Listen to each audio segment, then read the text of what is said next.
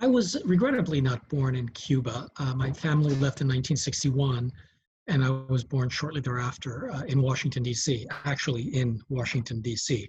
That's not something most people say. Uh, and so I grew up in suburban Northern Virginia on the outskirts of the city in a half Cuban community, half uh, polyglot, all American suburban environment. Uh, my parents moved to Washington, D.C. because the Cuban architect Max Borges um, was able to secure them work in the city. And my father had worked for Max in Cuba. And so that was um, very helpful. And there was a small community of Cubans, well, not that small, but there was a community of Cubans in Northern Virginia, Maryland, and DC that with whom we would regularly um, get together with, et cetera. So I'm what I would call a Cuban of the North, rather than a Miami Cuban. I never lived in Miami until very recently. Uh, it's been 6 years since we've been here. I've been coming to Miami my whole life, and I've seen the transformation of the city, but I'm not a Miamian by birth or in my formative youth. So growing up in Washington, D.C. was interesting because obviously it's a rich historical city.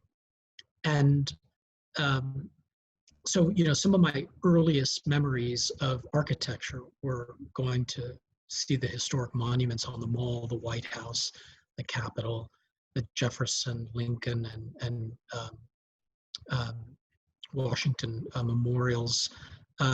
And so, those kinds of experiences are embedded um, in your memory. But at the same time, in the 1970s, Washington, D.C., in the late 60s, 70s, Washington, D.C. was changing.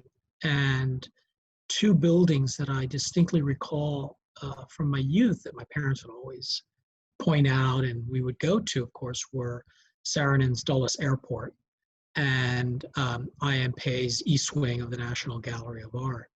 They were so iconic, and they were among the most important modern buildings being put up in Washington, D.C. at the time.